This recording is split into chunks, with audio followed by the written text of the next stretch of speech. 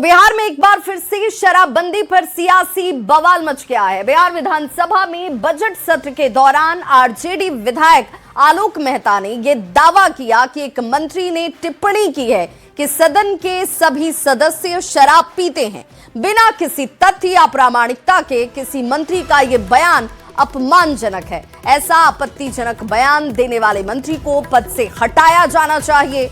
RJD विधायक आलोक मेहता के इस दावे पर मंत्री विजय चौधरी ने कहा कि ऐसा कहना बिल्कुल गलत है कि सदन के सभी सदस्य शराब पीते हैं। हालांकि ये किसी के संज्ञान में नहीं है कि किस मंत्री ने ऐसी टिप्पणी की या ऐसी बात कही।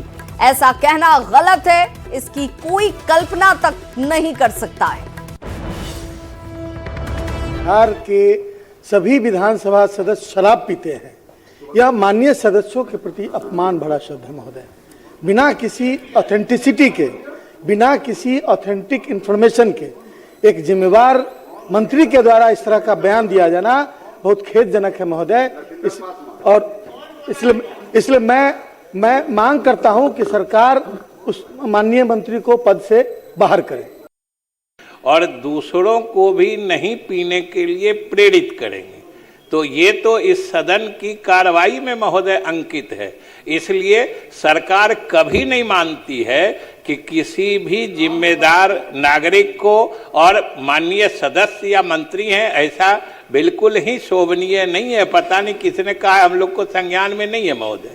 मैं चाहता हूं महोदय से कि अगर इस तरह की बात इस सदन के माननीय सदस्यों के प्रति अगर इस तरह की भाषा की प्रयोग की जा रही है तो मैं समझता हूं कि ये निंदनीय है।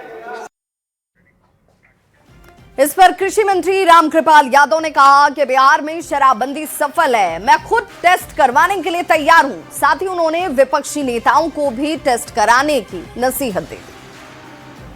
वाला जो जांच होता है हमरा करो। हाँ, डंके के चोट पर मैं ब्लड टेस्ट आप भी करवा लो। है कोई यंत्र है, कोई है तो करवा लो। बिल्कुल बिहार में शराबबंदी सफल है।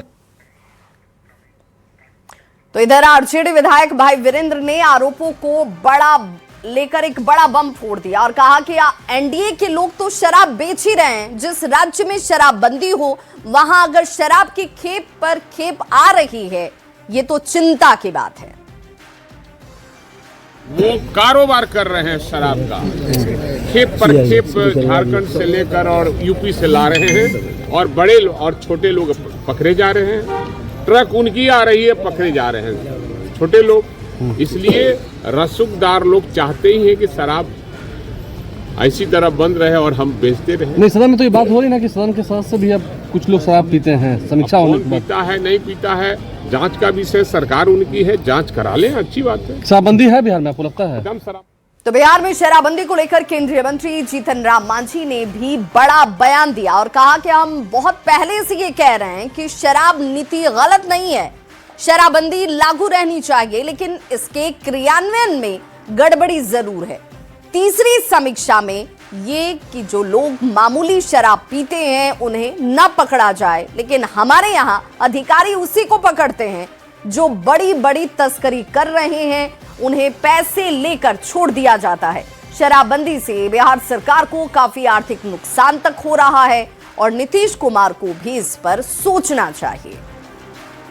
ये बात तो बहुत पहले से हम कह रहे हैं कि शराब नीति कोई गलत नहीं है, शराबबंदी होनी ही चाहिए, लेकिन क्रियान्वयन में गड़बड़ी हो रही है। इसीलिए हम नीतीश कुमार जी से बार बार बोलते रहे हैं और हम धन्यवाद देते हैं नीतीश कुमार को कि हमारे ही कहने पर वो तीसरी समीक्षा उन्होंने की है। और तीसरी समीक्षा में प्रावधान है कि जो मामूली रूप में पी करके जाता रहा हो उसको पकड़ना नहीं है। यहाँ तक के कि अगर पावभर आसिर ले करके घर पर जा रहा हो कोई मकसद से बोतल में, तो उसको पकड़ना नहीं है, तीसरी समीक्षा में है। लेकिन हमारे जो यहाँ इम्प्लीमेंटिंग अथॉरिटी हैं वो उसी को पकड़ते हैं जो पी करके जाते रहा हो घर पर, जो पावर ले जाते रहा हो उसको। और ये लोग जो बड़े बड़े 1000 लीटर 2000 लीटर लाख लीटर के तस्करी करते हैं उसको पैसा लेके छोड़ रहे हैं। इस चीज को नीतीश कुमार को कर्व करना चाहिए, इसके लिए समीक्षा करना चाहिए। तो इधर जेडीयू के विधायक हैं विनय चौधरी, उन्होंने शराबबंदी को लेकर दिए जा रहे बयानों पर अपनी नाराजगी जाहिर की। उन्होंने शराबबंदी में समीक्षा की बात करने वालों पर निशाना साधा और कहा कि शराबबंदी लागू रहनी चाहिए। हर व्यक्ति की बात अपनी अपनी सोच होती है। कानून का समीक्षा का अर्थ होता है बंदी समाप्ति नहीं, कानून के समीक्षा का अर्थ होता है उसमें और गंभीरता लाना।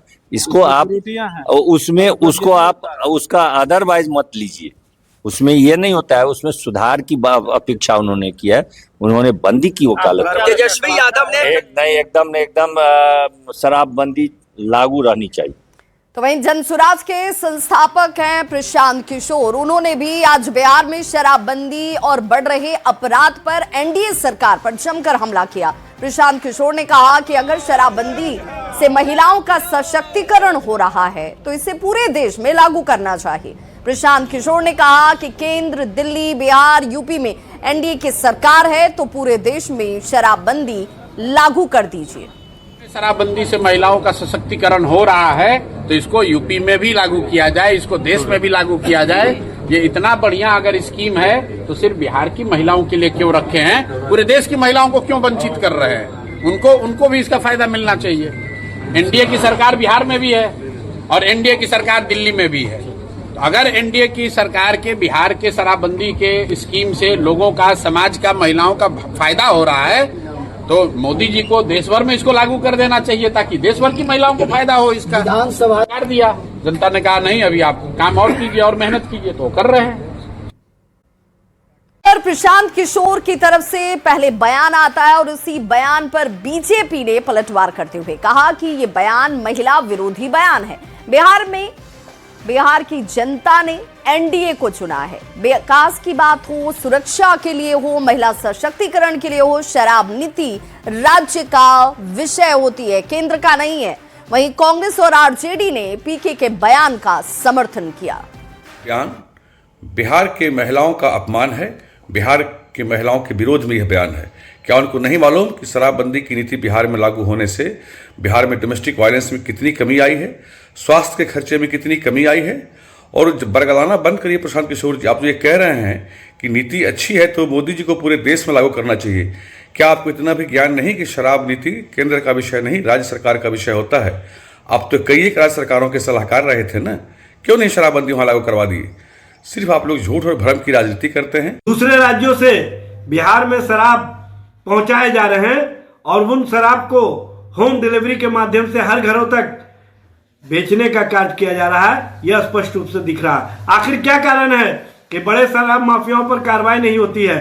कहीं ना कहीं ऐसे लोग सत्ता के संरक्षण में पल और बढ़ रहे हैं। बिहार सहित पूरे देश भर में शराबबंदी अभियान लागू हो जाए तो इस तरह के जो माफिया हैं, इस तरह का जो गठजोड़ है, उसको समाप्त किया जा सकता है। कोई भी कानून खुद ब खुद तो कुछ करता नहीं है। कानून को लागू करना सरकार की जवाबदेही होती है और सरकार जब किसी कानून को लागू करने में विफल हो जाती है तो कानून समाज पर बोझ बन जाता है। शराबबंदी के साथ यही हुआ। अब ये बोझ बन चुका है समाज पर और अब एनडीए के भीतर से ही बार बार इस पर सवाल उठ रहे हैं। दरअसल नीतीश कुमार की सरकार में सिस्टम इतना भ्रष्ट हो गया है कि अब चाह कर भी भ्रष्टों के मुखिया नीतीश कुमार जी कानून लागू नहीं कर पा रहे हैं। हमने तो पहले ही कहा है कि प्रशांत किशोर की पहचान एक प्रोफेशनल की रूप में रही है, जिससे पैसा लिया उसके लिए काम किया। राजनीति उनके बस की चीज नहीं है। पार्टी बनाई, बिहार में घूमे, अनाप शनाप बयान दिया, नतीजा ये रहा कि सभी सीटों पर जमानत जब्त हो गई। अब बौखलाहट में बिहार के लोगों, जनता मालिकों के खिलाफ कुछ भी बोल रहे हैं, शराबबंदी के खिलाफ बोल रहे हैं।